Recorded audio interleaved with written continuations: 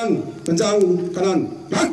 Sudarlun, sebanyak 535 prajurit TNI mengikuti Komando Pendidikan Latihan Pertempuran atau Dodiklatpur Rindam Iskandar Muda di markas TNI Dodiklatpur di Gampung Pintu 1, Kecamatan Tiro Trusep, PD, Sabtu berakhir ditutup.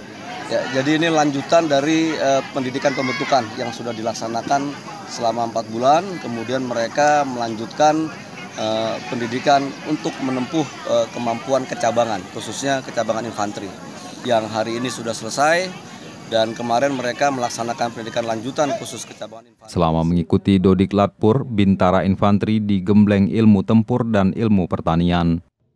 Pasalnya mereka akan ditempatkan di Koramil sebagai Babinsa dan batalion di seluruh Aceh. Bintara Infanteri hendaknya mampu membimbing petani saat menggarap tanaman padi.